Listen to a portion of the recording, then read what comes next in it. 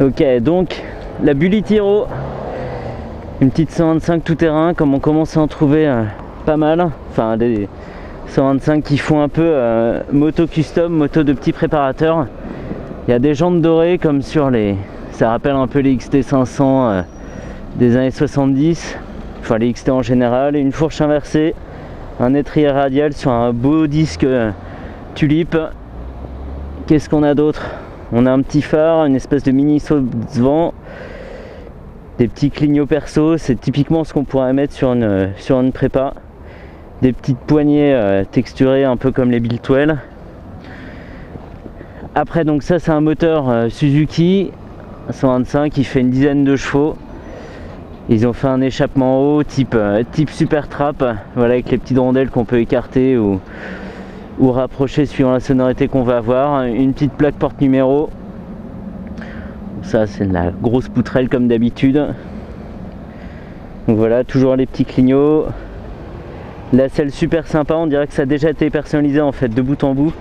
Et avec une peinture qui rappelle un peu la déco des Lancia de rallye, les Lancia Martini, c'est sympa. Comme ça, bleu, blanc, rouge. Donc c'est évidemment pas une moto pour faire de l'autoroute, ça sans doute. On fait de la route, un peu de voie express, mais avec du style. Ça va ?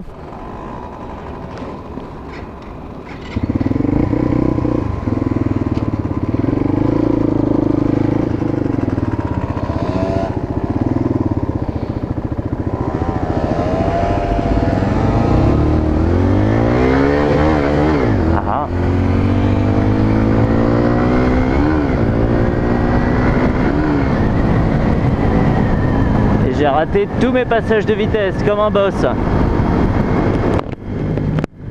Donc devant je ne l'ai pas montré en gros plan, mais on a un petit compteur ultra complet avec l'indicateur de point mort.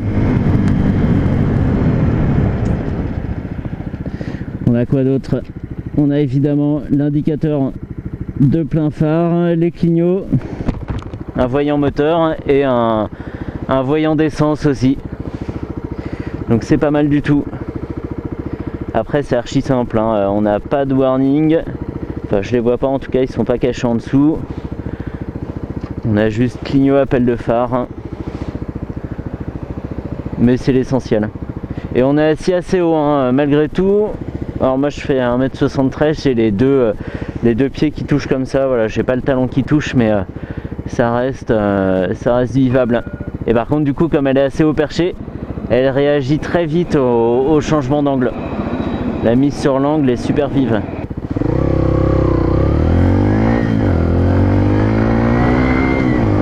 C'est déjà mieux les changements de vitesse là. C'est super doux comme bécane, évidemment on va pas se faire peur. C'est très doux pour débuter, ça doit être top. Il y a juste vraiment que la position qui pourra un peu déconcerter. Il faut s'y faire. Allez, un peu d'autoroute.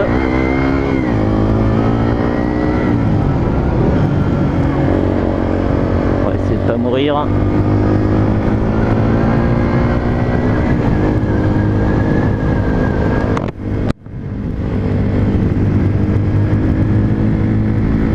Le compteur est rétro-éclairé en bleu. Ça fait un peu trop moderne à mon goût. J'aime pas du tout.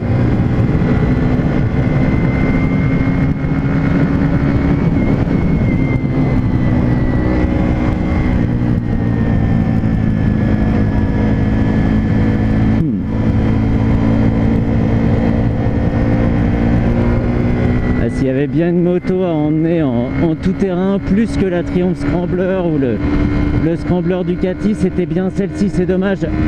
Là, j'aurais pas le temps.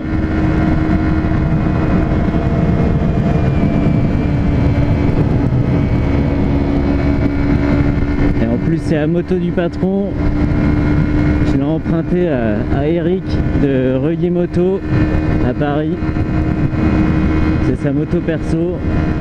Et il n'a rien rajouté dessus, Tout ce qu'on a vu, c'est vraiment tel qu'on a la moto à la livraison. Il n'y a pas d'accessoires en plus. Il y a déjà vraiment beaucoup de séries pour 2500 €. quelque chose comme ça, c'est vraiment super bien équipé. Et là sur autoroute c'est pas ridicule, on n'a pas une pêche d'enfer quand on met les gaz, mais on n'est pas ridicule face aux autres véhicules.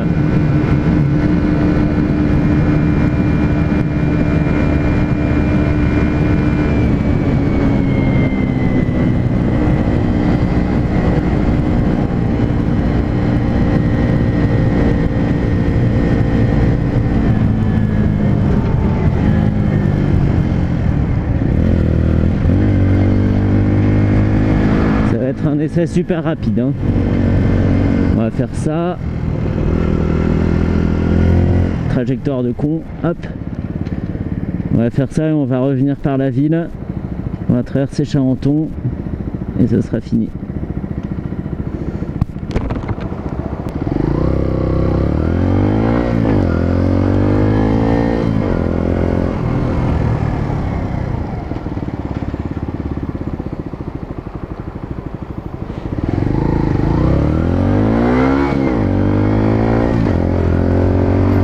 Côte. Donc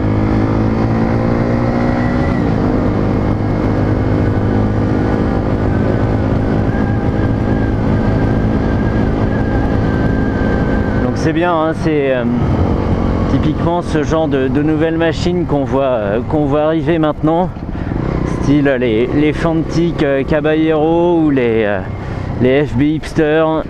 Ça avait commencé avec les Mach il y a quelques années, après il y a eu Orcal avec les modèles Astor, et là maintenant tout le monde s'y met un peu, on est toujours un peu dans la même fourchette de prix, hein, c'est 2500 € la machine, et ça permet de ne pas avoir la même moto que le voisin, c'est sympa. Et puis si ça incite des gens à se mettre à la 125, c'est pas mal.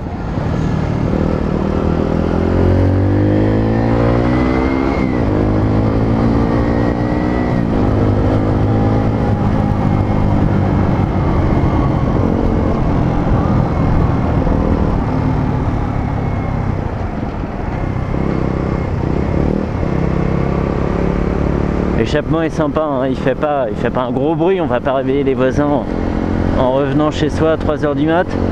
Ça c'est pas mal, mais le bruit est quand même flatteur. Pour une 125, ça fait pas le petit bruit de série d'aspirateur là.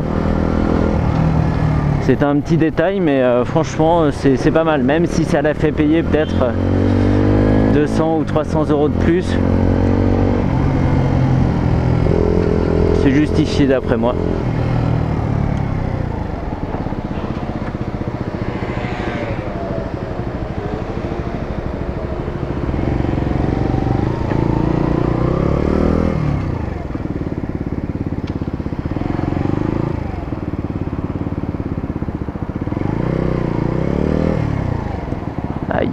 Aïe, elle va à droite. La cool. Non, elle n'y va pas finalement, c'est bon.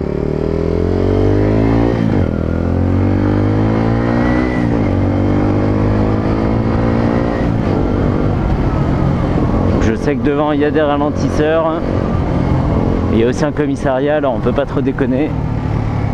Mais ça permettra de voir si l'amortissement est bon.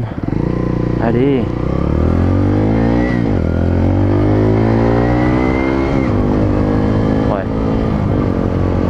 Vraiment tranquille. Trop marrant. Là pour talonner, à mon avis, il faut y aller.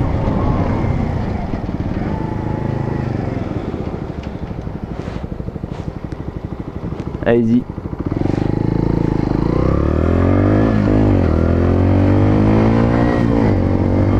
La boîte est un peu dure. Elle est un petit peu dure, mais je pense que c'est normal. Enfin, elle est dure, on se casse pas l'orteil dessus non plus, mais de mémoire, enfin, les 125 que j'ai essayé étaient un peu toutes dans ce cas-là, donc ça me choque pas. Et petit rétro sympa tout rond. Oh Eric, il faudrait resserrer ça là.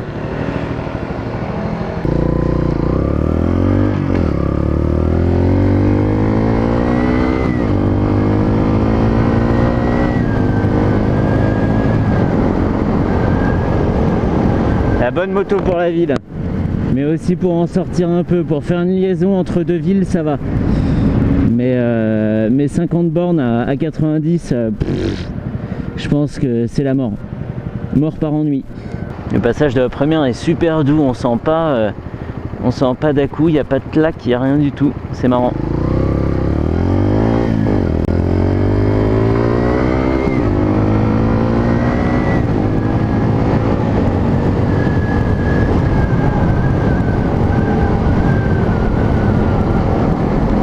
Et la petite mousse, très 70s. J'ai ça sur ma première moto, la DTF de chez Yam, et il y avait une mousse comme ça, Yamaha, et ça je faisais trop.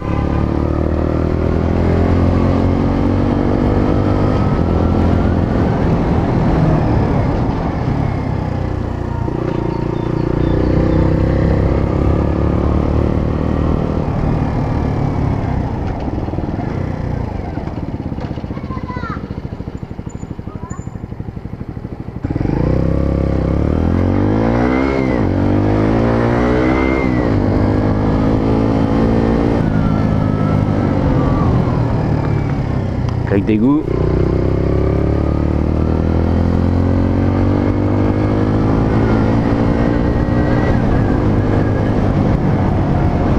Attention aux gens qui pourraient sortir de derrière. Ouais.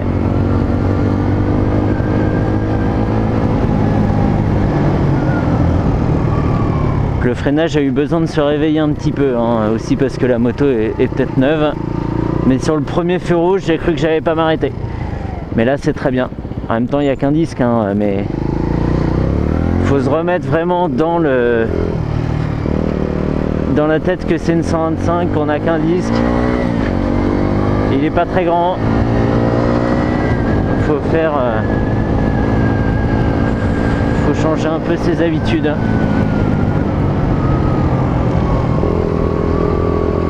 Et la porte de Bercy.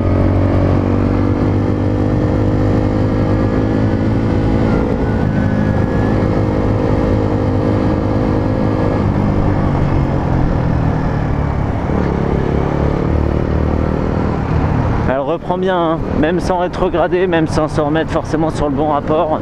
Je pense que là j'étais en 3, j'ai pu reprendre à 30. C'est pas mal, c'est un petit moteur assez souple. Et il cogne pas l'appareil en 3, mais j'étais un peu lent.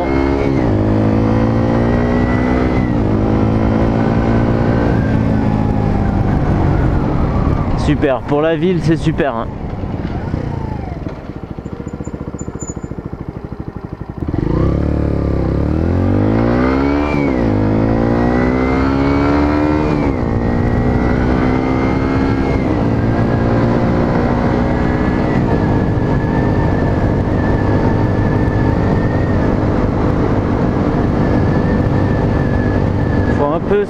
S'habituer aux graduations du compteur. J'ai du mal depuis tout à l'heure à voir où est 50, mais en fait alors très logiquement c'est entre 40 et 60, merci, mais du coup entre les petits traits, le double compteur en miles, les petits points et machin et tout, c'est un peu dur au début de s'y retrouver dans toutes ces indications, mais je crois que je l'ai repéré, le petit 50 là.